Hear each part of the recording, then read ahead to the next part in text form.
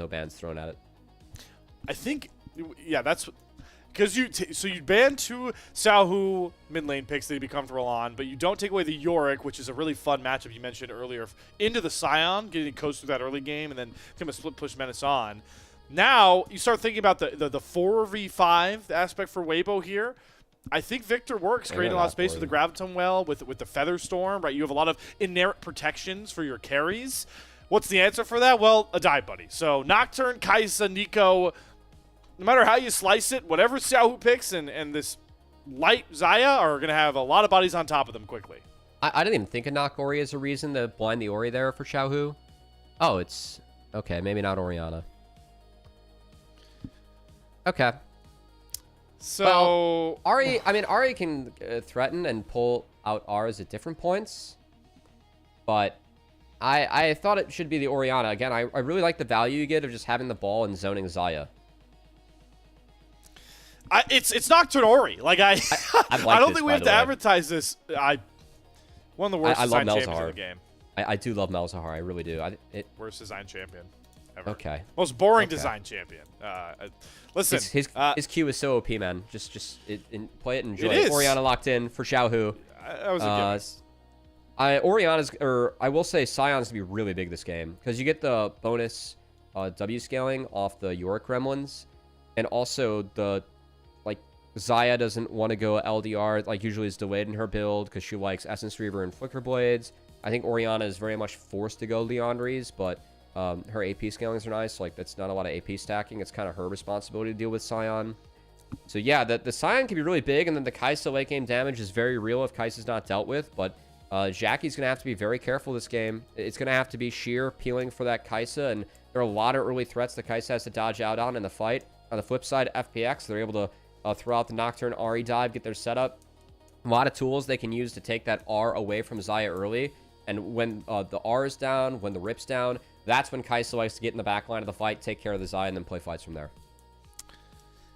Going back to what we talked about with, Weibo identity, especially going into Split 2 as well, I'm excited to see them playing this sort of put Breathe on an island, and then we operate as 4. Some of the biggest wins that they had, up against, you talked about IG, is one of those teams that, Weibo was able to find wins against in Split 2, was playing this sort of play away from Breathe and stretch the map thin into an FPX team where Weibo were able to do whatever they wanted in Game 1. I like them leaning into that sort of style, and we are looking, as we talked about from the pre-show, to see Weibo Gaming, the Xiaohu-led squad, showing that they can be a contender in the playoffs, that they can compete for one of those 4 world spots, like a lot of fans across the LPL were hoping they could do in January. And well, in this game too, it starts with hopefully their fans bringing the energy.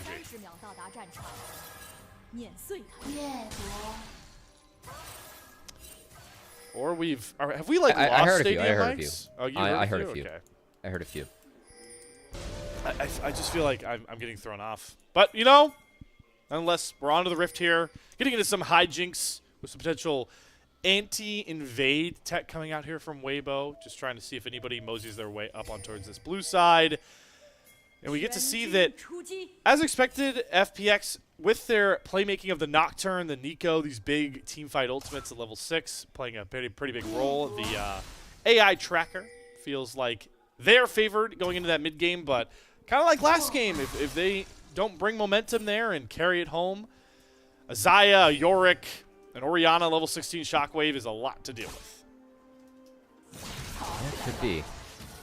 So, am interested, should say, to see what JiaQi can do on the Kai'Sa, as it's been a big pick for him in the past, and definitely a lot of priority. I mean, you knew you were signing up to get Xayah Rakan.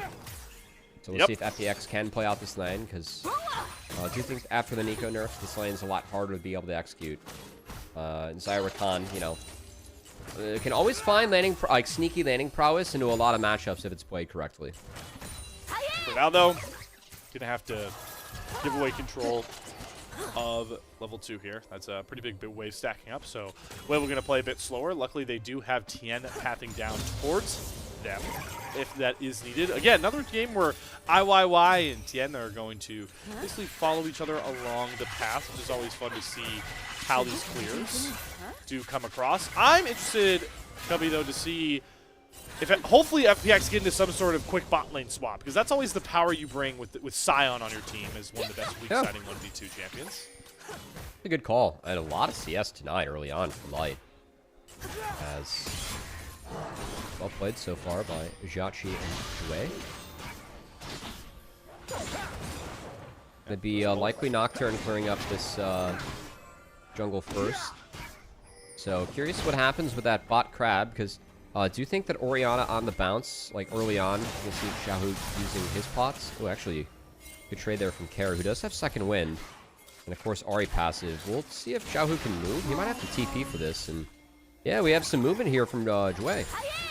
Yeah, trying to show mid lane, use that power of the Nico as early and often as possible. So Xiaohu will have to collect this wave at the turret. Do see the swap already coming through though as well, Cubby. That's good to see. Sheer automatically in that 1 versus 2. And they try to buy more space for JiaQi. See how bad this gets for Breathe? I think that if he deletes this wave, it's not bad. Okay, he can't delete this wave. Nope. This is a dangerous fight, though. I gotta say, like, I think he kind of wins out on this trade. I didn't love this one from FPX. Like, he loses out some gold in the wave, but I think that HP they dropped was actually pretty expensive. Like, this kind of enables Breathe to stick around without burning that TP. Oh, okay, he's out of mana. I wide. He's gonna TP back. The Ghouls picked up a good bit of those creeps for him to get in position for. Yeah, so okay. I was curious. I was gonna ask you, do you think they just full swap bottom lanes, Weibo? But no, they're gonna bring Breathe back and have the coverage of Tian and Chris nearby, so they should be able to break whatever makeshift freeze is trying to come here for FunPlus Phoenix. Yeah, don't mind the move from Crisp here, actually. As Messiah gets accelerated in that early to mid game, like up levels on Kaisa, that could be really big. Of course, that York matchup versus Sion, like you're hoping to starve out the Sion here in this 1v1, which Saya is somewhat too. That W attack speed steroid, always quite nice in these trades, and Light managing it well so far. I actually kind of like the scenario, prefer it in the fact for Weibo. Because I think a lot of this Kaisa tech that teams figured out was, like, when we had the lane swaps of earlier on in the year, it was how early can we get Kaisa in that 1v2 scenario to get that solo XP, because the levels are actually really big in terms of hitting her evolve breakpoints as well. And if you get Kaisa accelerated in the game, well, 3-item Kaisa is a very common win con that is thrown around for very good reason. So, you know, knowing that, how much value do you really see Light gaining already? The fact that, he's going to go through another big cycle of waves, picking up this solo XP where you can see that Jwei is finally now going to give JiaQi that solo time, but how much has Light really gained by this point? Well, he's up a full level right now. It's if big. you look at the purple bars between the two. So we'll see if 6 might be enough to look at the dragon, because Tian, his second clear has been completed, and he's down by this objective. So Xiaohu gonna actually halt the wave, and yeah, I like it. We'll see if that ends up being enough to actually think about the objective. They're waiting for the crowd to spawn at least. Good on Jwei to hold this wave. A lot of talk about, you know, power spikes for Kaisa and playing towards certain objectives on your jungle clears. As IOI gets spotted out by here by Chris, so Tian's gonna get that dragon. A lot of these are big terms that come out in pro play, but a lot of this stuff can be utilized when it comes to even your own solo queue games at home. And if you want to learn from some of the best, it's got to be pros, and that's why we have to bring up our awesome sponsor here, Pro Diff. If you want to improve your game, you can use the code LPL10 to save 10% off a Pro Diff subscription. Learn from the best in the NACL, the ERLs, and even the LTA to improve your own solo queue games. Having fun to have them on board, as a lot of those players on the NA server have been competing in NACL that you can find on ProDiff, so definitely go check them out. And shout out to them for supporting LPL English as well. So happy to support them too. As are returning to yet another map. No early Dragon's Threat in here, Slayer, and looking like a grub fight. I think this is where the 6 advantage is nice for Light, but you see that JiaQi is about to hit it too. I'm really looking at Jwei's 6.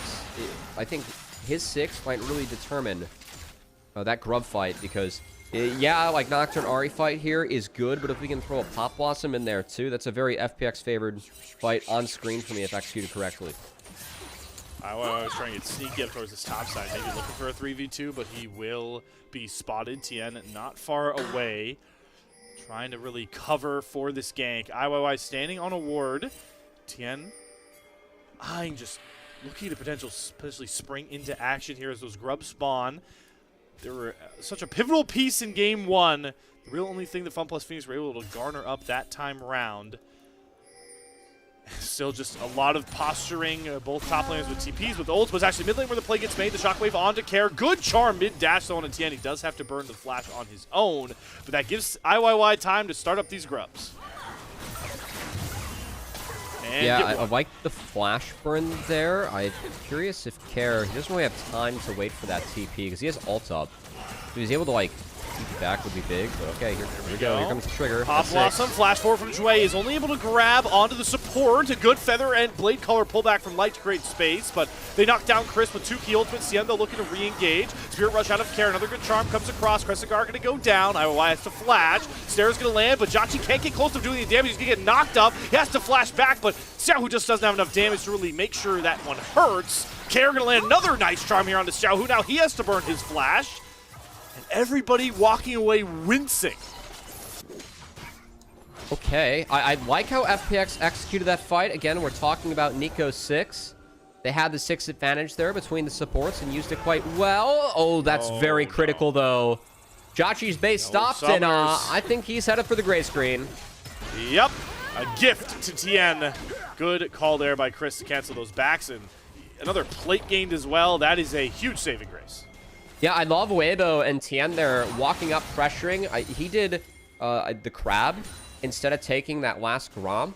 I think that a lot of junglers would just stick and maybe finish off the objective. Really like how he walked up, pressured with Chris, found a canceled recall, and that's the best kill you can find on the back half, slowing down JiaQi on the Kaisa. So I like the play from FPX. I thought they executed that fight well. They layered their ultimates so that Light's Featherstorm didn't get max value. They attacked afterwards. I know the Light got out, but they still took away his conditions with the cleanse and the flash.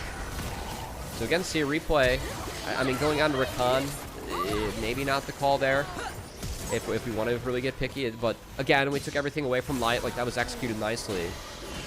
And then props to Tian here with this skirmish. He's in with a red buff. Very powerful at this point of the game. And JiaQi, this chunk ends up being really expensive if they find him in the end. I just think Care, starting to see why maybe the Ahri was the priority here. He's hit a lot of really clutch charms. This one on the Xiaohu, another big one. He can definitely pressure. Like, not a lot of things can stop him from just Ahring in and throwing an E out.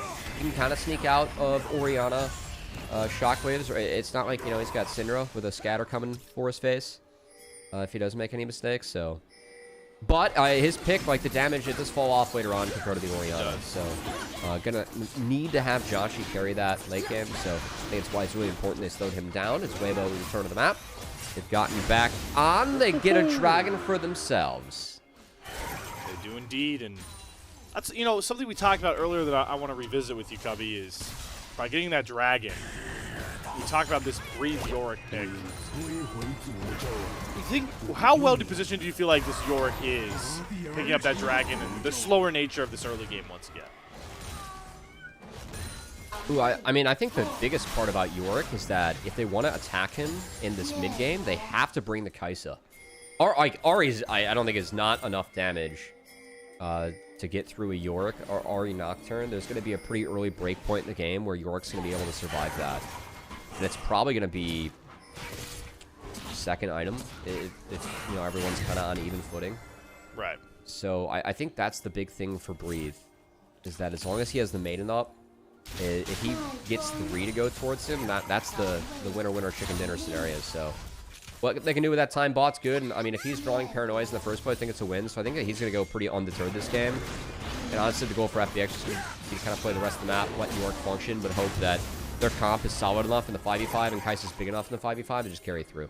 I'm really interested to see what way they go about this mid-game with all that agency you're talking about, though, because if you let Yorick do his thing for too long, Sheer's going to constantly have to be an answer, and I wonder how important Sheer really becomes for later team fights, like you talk about, with how squishy the rest of FPX are.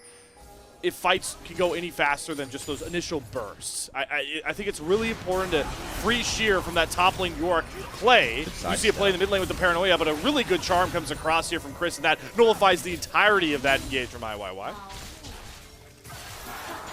Yeah, I really like the sidestep there from Xiaohu, as that is a combo gone wide, and that's also, you know, you don't have the snap engage and the guarantee of a well-executed paranoia shockwave. Well, that charms a skill shot, and Xiaohu used the command dissonance to end the move speed there quite well.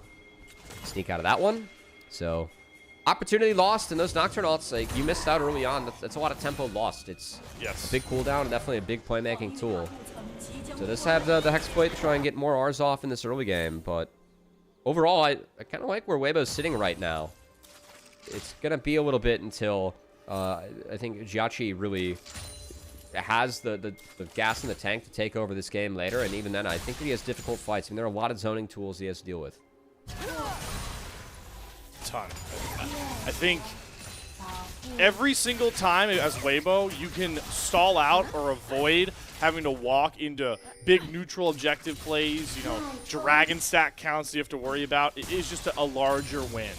And the slower the pace goes this game, it's just going to buy more space for them to really play the map and play towards this Yorick. But for now, Tian going a bit fishing here in the enemy jungle. Is Weibo are really making it a point to try and get that first brick off the board. I mean, the top lane pretty weak, the mid lane tier 1 as well, hurting so far. Oh, that's a good pick. Snap engage on the Jwei. That's a big flash taken away. That's Nico flash. Yeah, that's always a big flash deny, so I think that's a really good find by Chris. As they will protect the turret, but they have no real threats for first brick themselves. So FPX likely going to lose out on that element of feats. And we'll see. I mean, we kind of have to wait for the next dragon to spawn, I guess, here for FPX, and go from there, but interested just to see what the target is for the next Nocturne or Ahri combo, because they don't have anyone that is missing conditions to make them an easy target going into this next setup. Yeah, he's still got flashes on both the Orianna and the Xayah Featherstorm. It's just such a nullifier of this comp. I think it's another game where Weibo have done a really good job letting the draft come to them and shutting down obvious win conditions here for FPX, but gotta commend them for still playing up tempo with the pace, knowing they've got the paranoia, they've got all their ultimates back online, so they're forcing down this Rift Herald. TP is coming across from a mid laner and a top laner. It's Xiaohu and Sheer joining up here as finally they get the Scion involved as that tanky front line. Keep in mind, every second that ticks by, Cubby, you're leaving the Yorick alone on the side lane. Okay, here we go. The conditions are bad. They went after Tian. The shockwave hits absolutely nobody. Xiaohu casts it way too early. Now he's got to deal with Sheer right on top of him. Chris was going to charm up a bunch of FPX members, but Xiaohu was dead. There was no way to save him. Killer instinct forward. Good dash back towards Chris, but Light cannot save him. JiaQi flashes back forward, and now Light is cut out of position. Does have his flash available, and the Featherstorm. He'll have to drop the ult just to get himself back out. That's exactly what FPX needed. Kills on the board. It was a bit of a botched fight there from Weibo, as Tian and Xiaohu did not sync up there, but Tian's looking to steal this. If he finds the eye, it's his. I-Ward. Yeah, IYY's going to flash, hit the eye, and then smite it to secure it. Now Tian has got to be back on the back foot here. Breathe can use the playplace trying to protect him, but Tian is on a one-way mission, and he's going to give another kill over to JiaQi, who's now 3-1 on this Kaisa. All right, well, I saw the vision there. Unfortunately, the eye did not look your way, Tian. But the initial fight, Tian flashed out, and Xiaohu had the ball on the Xin Zhao, so the shockwave just went completely wide. I think it was a miscom between the two of them if we end up getting a replay, and from there, again, that shockwave is a huge tool, even just to threaten that you cannot walk through the Orianna ball. So I think that spell being down really opened things up for FPX. They were able to find something. Yorick did get a ton in response, and he's going to get even more turrets for himself. So Breathe is going to be a massive problem in this game. Talked about the break point of him not being able to be attacked by just 2. I think that after this next base, we might have already hit that. But yeah, keep your eyes on Tian here, because we're going to E the Xin Zhao, and then I think he thinks the Tian's going in. Yeah, there's a big shockwave, but he flashes out, and the shockwave only hits Shelly, and then the fight is really hard because Xiaohu caught a Scion, and now he's catching, well, 4 members in the bot lane. That Orianna got executed, and more objectives going over to FPX. This is what we wanted to see, though, that we were kind of missing from Jwei in that first game, where everyone was just looking a bit stunned, maybe sleepy, coming into that first game of the series. Jwei's playmaking, just punishing these side lanes. That's what FPX has to do going forward, is, you know, overload onto a side, find kills, find pressure, because you need to drag Breathe to fights. You need to drag him out of these side lanes going forward if you're FPX. That's really the biggest win con for Weibo available right now. Yeah, I mean, besides that, like on the flip side, great Yorick cage right there. They don't put the Shelly crash in. That is really cute. Oh.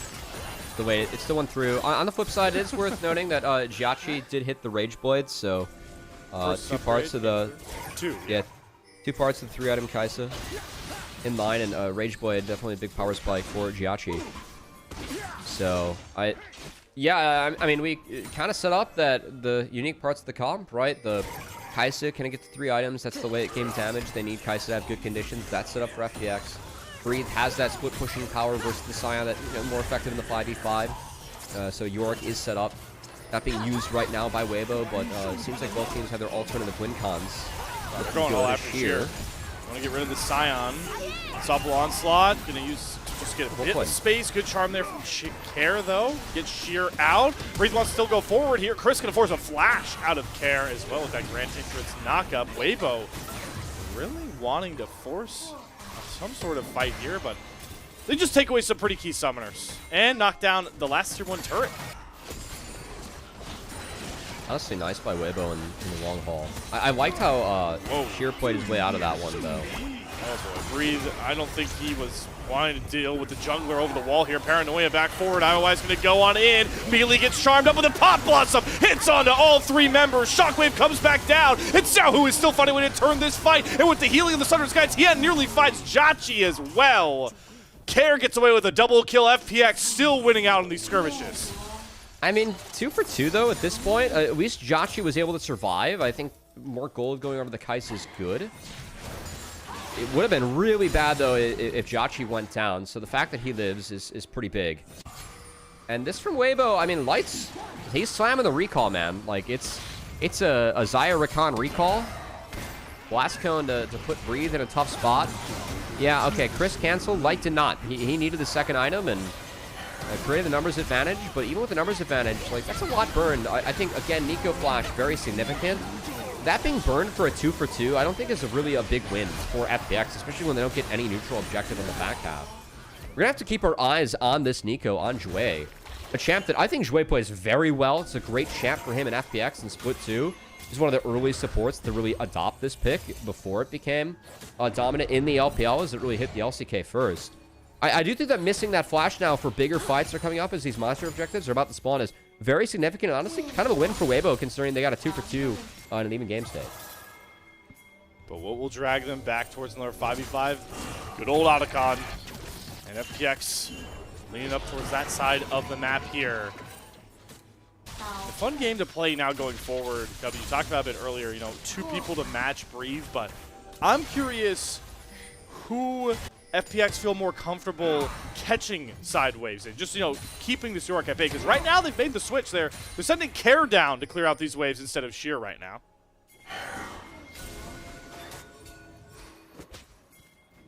Well, Ari is pretty big and at least can clear the waves. Definitely can't attack the Yorick, but can at least slow down the push. But will be fog advantage always for Breathe. And yeah, I guess TP up for both the Ari. It's no TP on the Scion, so kind of forced, just given that Otacon's the only objective up. We'll see if that I think it's a good highlight, though, Slayer. We'll see if it changes when the dragon spawns here in a minute, because it could be very telling what the priority is. I do think that Sheer is likely stuck on the top side. So... Should be.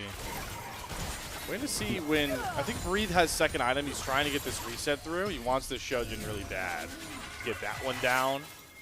And he is clear and far ahead in the gold, right? Over 1,000 over Sheer by this point. A lot of the power for Weibo right now and items is in their top jungle. I like this. Okay, FPX. here we go. Yeah. Ari's going to proactively TP. They're going to go to rip it. Weibo was stuck mid. They were catching it high, and this is already at half. I mean, this is going to be dead. It's gone. Yeah. Yeah, this is love gone. This. Turn the lights out. Okay, There's no way call. in. Octagon to FPX. Damn, And all right. Feats of Warfare. Honestly, LPL teams, take notes. I cannot emphasize how many games I've seen thrown around Otacon with starting it and like finding fights where your team gets shredded. That was really well done. They really called their bluff, relied on the Kai'Sa DPS to get that objective down. Took what I think is the most OP objective in the game right now. Like, Otacon's worth so much. Here's the thing, though. Weibo, Weibo, I love this immediate call, though. They go down mid lane. They see they were trying to force some top lane turrets out, so they take mid tier 2. They get 2 inners here for JiaQi. I don't think it's worth it. Like, okay, the Soul Point is probably the biggest game changer for me, right? Okay. But, like, it's 1 inner on the Kai'Sa and an Otacon. You're getting Soul Point, and Kai'Sa 3 items is a really good breakpoint for you if you can manage that fight. So, in a way, I think FPX did kind of hit everything on their bingo card there. Even if they did give away the Soul Point. And, I mean, is Chemtech Soul, like, really going to change this game for them? When I think Kai'Sa should melt everyone later on. And Chem Soul, it's not... It's decently high value this game, but it's not, like... There's not anyone that, like, absurdly abuses it like what a Sion could do if FPX manages to pick up 4 Chemtech. So, you know. Who knows? You talked about it earlier, though, the 3-item Kai'Sa win con. I want to talk a bit more about it because Kai'Sa is a champion. So many ways you could build out. So many ways you could go about, you know, a game from hybrid to AP to on-hit. How are you feeling about this full on-hit AD turn here from JiaQi being this far accelerated? Great. He's got to do all the deeps on the planet, and let's just hope that he picks the right spot to go in. I think he really needs to wait on the Crisp combo, and then needs to be very careful of just a Tian, you know, flash knockup or flashy knockup or flash combo from the Xin Zhao, because that will have a Rakan piggybacking behind it if Weibo's playing it well. And of course JiaQi didn't elect for the cleanse this game, so can't get out of a Rakan combo. So I think that's, he's got to wait for a few things to be thrown out in the fight before he can choose to enter. But how we've seen them play out the fight so far, like the idea, you layer your spells to get that Featherstorm out early, and then once that and the rip is gone, you send the Kai'Sa over the top and play from there. As okay, they're going to threaten the Kai'Sa DPS, hitting this Baron. It's already at half. Nocturne's very low, though. They're walking Breathe all the way over here. No TP. Chris was going to go in with the Shockwave into the knockup. They're going after the Nocturne, and Tian picks up the kill. Great marking of the jungler, and now Baron is basically leashed here for Weibo. FPX, what can you do? Do you have to fight? Do you have to leave? They're going to go forward with a Pop Blossom onto 4 members, and the Scion steals away the Baron for FPX. Sure, they're going to lose 2 members, but Sheer just got away with a heist. Now JiaQi's got to find a way to get out on the wrong side of the map here with his own Baron. JiaQi's dead, but at least FPX don't leash Baron over to Weibo thanks to Sheer's heroics. That was a heroic. I do like how Weibo played it. My biggest beef with FPX, why was the Nocturne tanking this when you have a full health Scion? That Nocturne, like the FPX just hitting the Baron, it should always be Scion tanking it if you're going to burst it like that. I need to get a replay because I wonder where Sheer was standing. Like, was it actually a threatening position? Because I love the call from Weibo, but that's made way too easy when the Nocturne's at half health just from pulling the Baron. I mean, Sheer hitting this control war, that's not as important as tanking the Baron beforehand. We didn't really see how Nocturne got to half, but that Scion just doesn't take any Baron damage. Why are we getting Nocturne down to half when you get a front to back for the Xayah? You don't pressure the Xayah at all, so you can't go over the top as Kai'Sa, which is the fight you want. Until now, where we really see JiaQi get stymied. Oh, it's stopped in her tracks. Just a miss smite by Tian, who, okay, he's dead when we get back, and Chris was also on the wrong side of the map. Okay, well, that's not great. Good how we got to this spot. All right, Crisp, how long can you delay? Oh, they're going to give this kill over. All right, they're going to give it to Care. He's using the redemption. Guys. Crisp is still alive, and Weibo are taking inhibitor turrets. Is that worth for Crisp? That took 20 seconds. I mean, they don't lose any major monster objectives for it. They kind of stall at the Baron.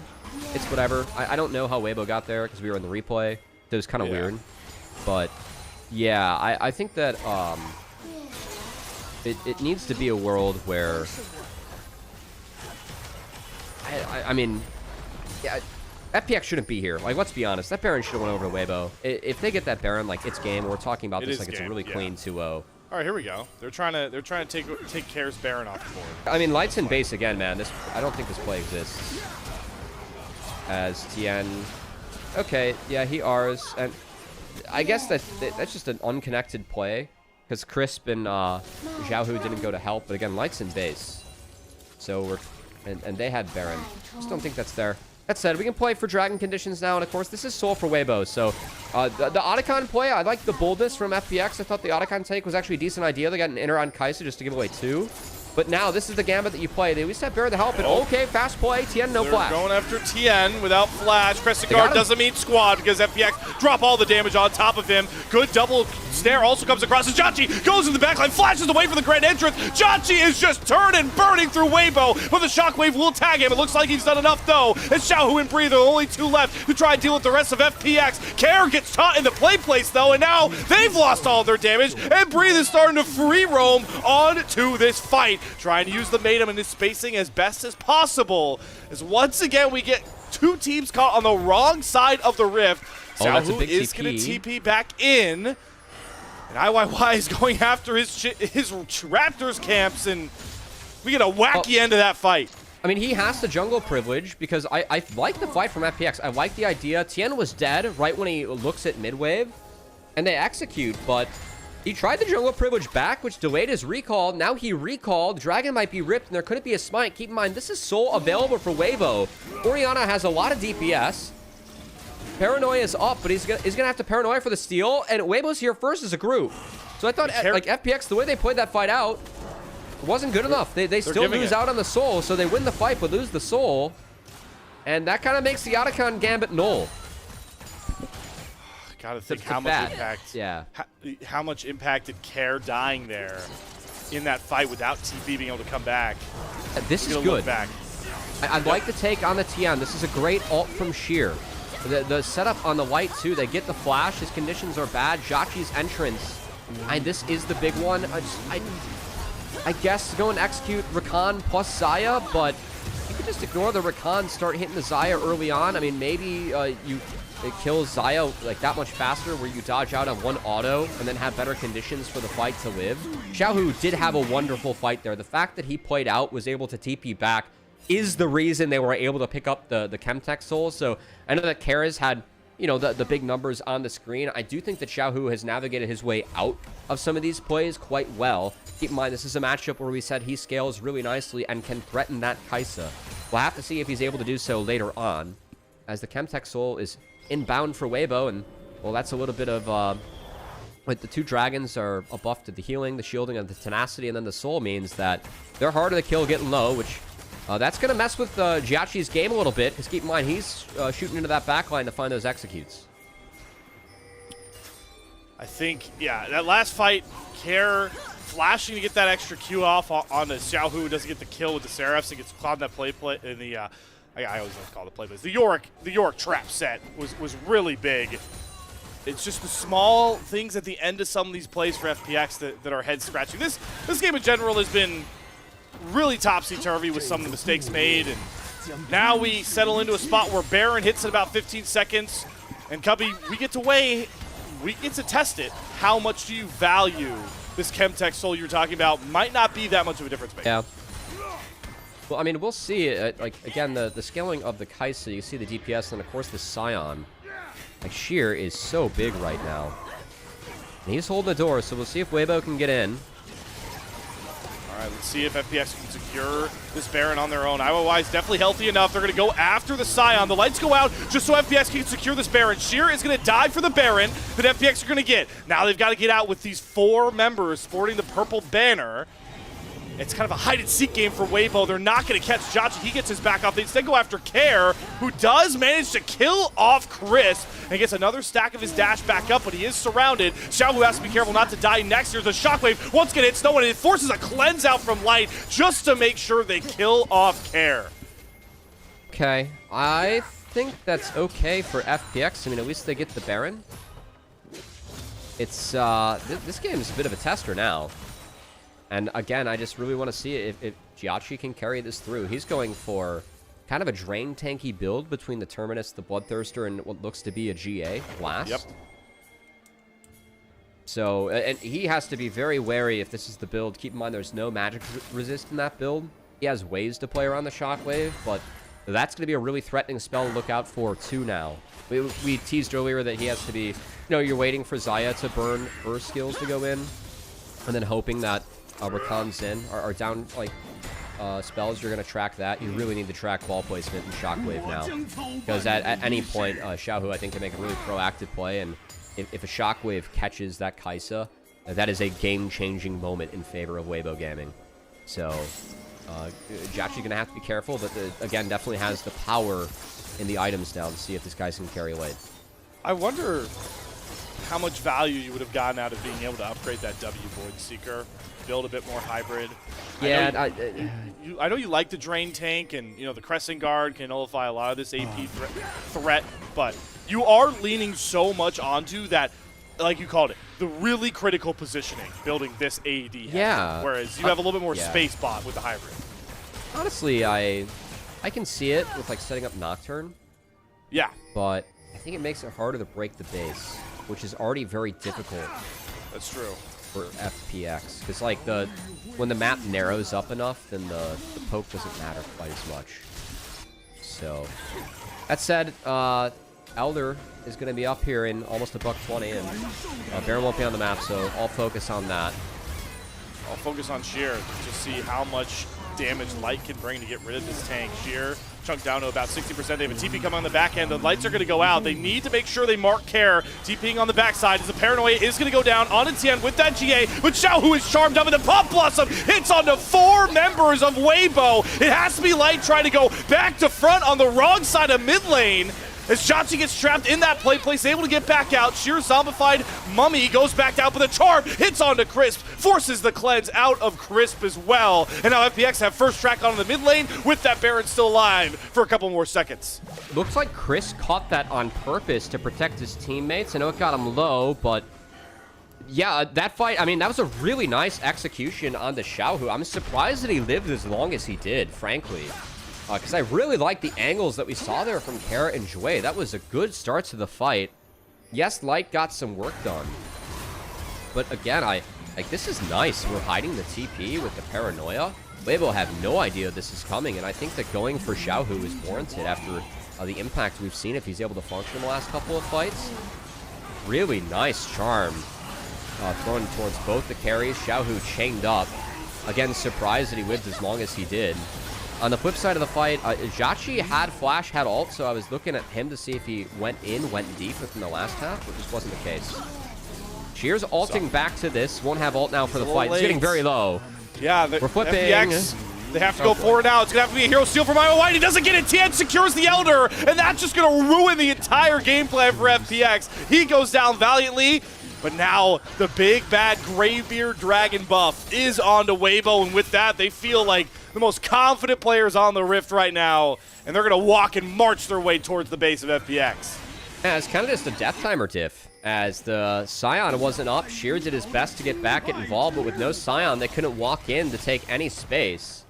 So Elder up, the 2 open inhibitors immediately get deleted, and we'll see how aggressively Weibo want to play this out. They have no waves, they have so they got to fix that. Yeah. But after they fix that, they have another minute 50 of the Elders, so can they find a window where they can try and siege with Elder up for the double Nexus turrets? Because we've seen a lot of teams try and hit the double Nexus turrets, and that maybe be the wrong decision. It's led to some Nexus-to-Nexus moments in the last couple of days of LPL, but I think if you have an Elder, that's a very warranted time to at least try it. Well, Cubby, you know what can help you avoid the... I think it's a curse, by the way, now. If you hit Nexus turrets and don't finish, it's like an LPL curse. Oh, for sure. You can use this Elder to go right into this Baron. why not just take the safer approach now, especially with a fully scaled up Xayah, a GA back on That's a good call. your Xin, and Orianna with all this damage. Take the safer route. We don't need to go for I think you're right. Yet. Yeah, I think you're right here, Solaire. It looks like the call that Weibo's going to make. Double control ward here.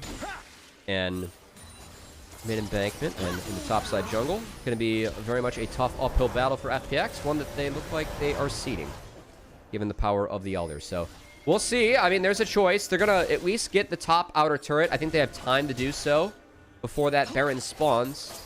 Real decision comes afterwards. Do they continue the siege with Elder, or do they look Baron? Honestly, at this point, I'd continue it. You're stacked up as 5. You can maybe take Baron still on exit, given that you have double super waves, and it's a double uncontested so far for FPX. So I like this from Weibo. Yeah. Yeah, just take their inhibitor. Yeah. Okay. Yeah. You're just signing a death warrant now. Triple inhibitors down, and if you give Baron...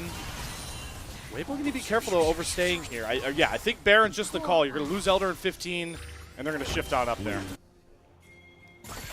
Yeah, you got to fix the double inhibitors that were already lost, and it's just Weibo between sleep of the map. There is a sneaky ward here, and Shear's TPing. Do we see a desperate steal? Elder's expired. Elder's expired. They're too late. Baron's gone. I can't get close enough, even with that paranoia angle. Okay. Now it's full turtle time for FPX. Yeah, now it's kind of sad. What an anti. We're gonna go 40 minutes here, Cubby. We had a Scion steal Baron. We had back and forth fights galore. And the thing that might have ended this game was Scion's death timer. I think that was a great call by you. The Cheer died too late in that last fight, and that's what gave it all away. Maybe. I mean, look, like, also, I think this is, we've talked about FPX's struggles.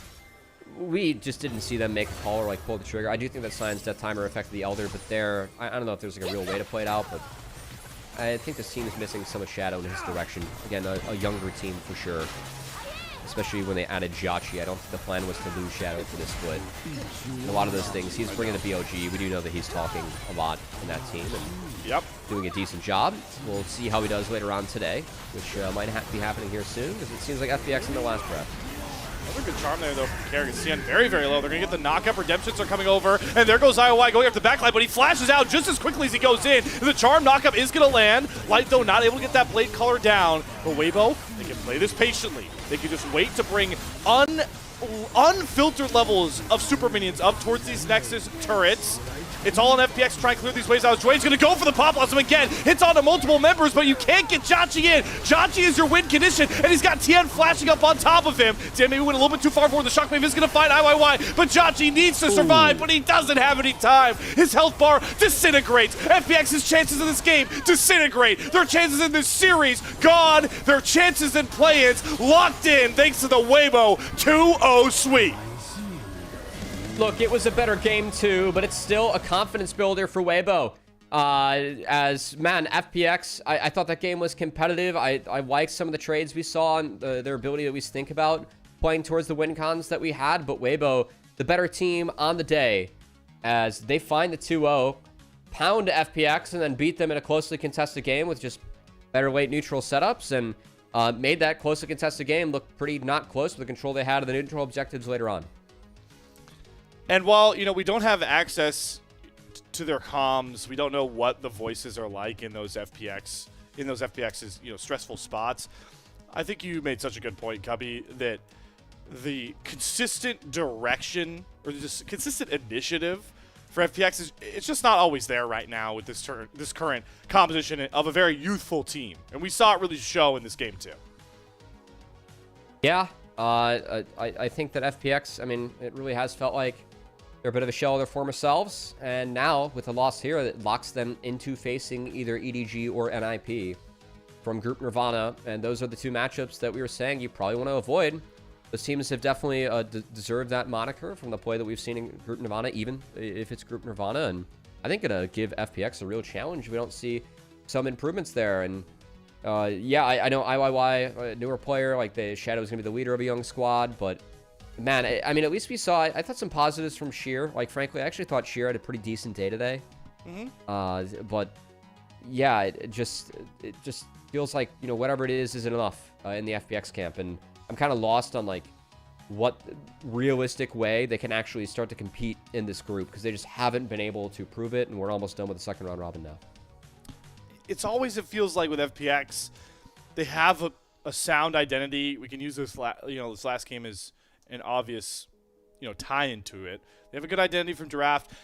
They start to execute things in the early game, into the mid game. We saw some really good IYY paranoias. Jwei's hitting all these really big pop blossoms. They create enough chaos for this Kai'Sa to really start ripping. But it's in those later stages where you've got to make these really tough decisions. You have to be really careful about how far you chase in some of these fights, that those small little miscues blow up in major proportion. Yeah, and again, like, even with Weibo, I know it hasn't been the group ascend that they've wanted, but it's so funny, like, seeing these glass ceilings that we have in the league, because it really feels like Weibo, again, they haven't been able to beat the teams above them, but they have been able to definitely take care of business against FPX and Team WE, who are clear bottom two, with Weibo, of course, being 1-5 against the teams above them in the standings. So, and then also with IG going into their next series, they're 3-10 against the teams above them in the standings, looking at the year 2. So we have a lot of glass ceilings right now in the league, which it's interesting, because I really felt like Split 2, because of how well Team WE and FPX played, we had so many surprises in Group Ascension. And with the glass ceilings that we have this split, it really feels like, honestly, I don't want to say closer to expectation, but the disparity that we've historically seen between these players and the players that are in the top teams definitely showing more. That's what made Split 2 so fun, is it felt like anybody could win any series on a given day. It was crazy. It's a lot more return to what I would deem as normalcy a bit here with the way that these groups have played out. Glass ceilings. Here's the thing, though, about those glass ceilings, right? One-time strike can shatter it, and for Weibo and IG, like you're talking about, we'll see later, it's one best of 5 in the playoffs, right? Or that they could really shatter those expectations. Yeah. And that's why this format is so fun, with how much homework we get from the Group Ascend games into those playoffs that so far I would say, Cubby, I'm curious if you agree, have shattered the expectations that the regular seasons prior provided. Oh yeah, it's been a little bit crazy over there. That damage chart, like, one thing thinking about, like, looking back, Yorick against Kai'Sa, like, late is actually not bad. Like, you have to be really careful about diving into the meta and all the ghouls, and I'm kind of curious as we go through the replays. Yeah, this last fight, what ended up happening with JiaQi, as we just saw JiaQi not have enough gas in the tank. But a lot of this game, I mean, you're gonna see a lot of, like, decent executions from FPX. I thought this was the real bummer. Like, probably Shear's biggest muck up this game, or FPX's worst call, was just not having the Scion tank that Baron earlier on. There was no reason to put that Nocturne at half health, and I think I like the fact that they stole this Baron. It did make this game pretty close, but you're looking at a scenario where you were not getting Baron in 90%, like 90+% of the time there. Yeah, and that's a really bad scenario for FPX. You run that simulation 100 times, you steal that Baron, maybe only that one time, maybe another couple of times. Yeah, that was a funny scenario, though. It's like the hold my drink meme. It's like, hold on, wait. You guys let IYY die before the Baron? All right, watch what Tian's about to do. You'll be shocked. Yeah, for sure. Man, for FPX, it really feels like, I mean, I'm kind of curious about confidence levels, because obviously you have the experience of playing in Group Ascend. Getting to play against these good teams on stage twice is big going into playoffs. Definitely a big advantage you have over the Group Nirvana teams. But confidence level, I mean, the Group Nirvana teams have been winning. FPX have just not. I'm wondering how much of a factor that's going to be.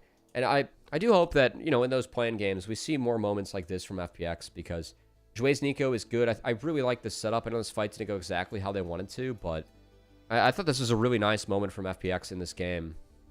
As Breathe there, flash down JiaQi, and this Yorick is just doing work. So I think I might have slept on some of the Yorick impact or value that it has this game versus the Kai'Sa. Let's see if it happens again here.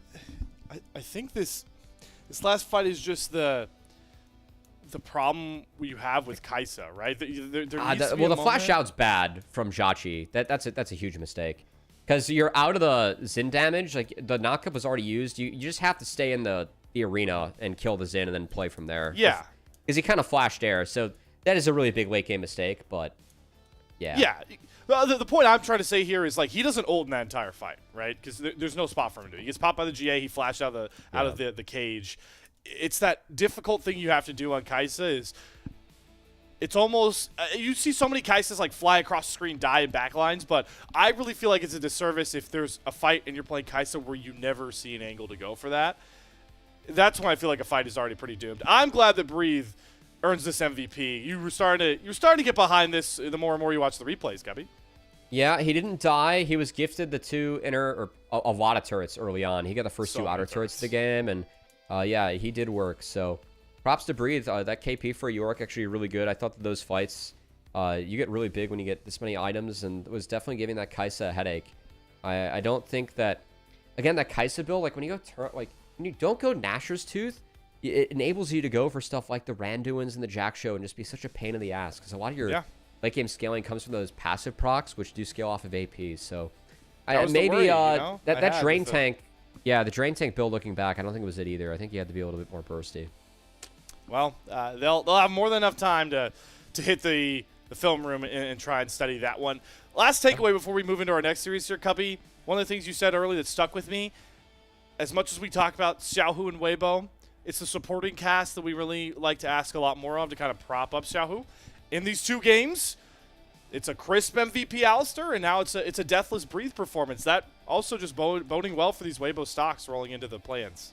I think that's a really good point. I was really happy with how Chris played specifically in that series. I thought it was quite nice. So definitely hopeful for Weibo moving forward that they can at least take... I think it's important for them to, beat JDG in those last 2 series they have. They play JDG on back-to-back days, and I think it's going to be an important confidence builder that they play well in those matches going in, or their one other match, they do go up against IG on Saturdays, so they have a few days to prep before playoffs. Again, I think that any wins going in can just help build some confidence, because they haven't been able to punch up and break that glass ceiling the split, and they're going to be asked to do that when playoffs come. So it'd be good to prove as a team that you can do it before you're playing with either your first or second life in the playoffs. And hey, like we talked about, JDG and IG, 2 of the teams very close to Weibo in those standings. But it's time to talk more about Invictus Gaming as they try and conquer their own glass ceiling that the proverbial Cubby has given them by taking down BLG on a bit of a slide. IG swinging up, BLG swinging down. Somebody's got to come away with this next series, and we'll see you guys on the other side of a break to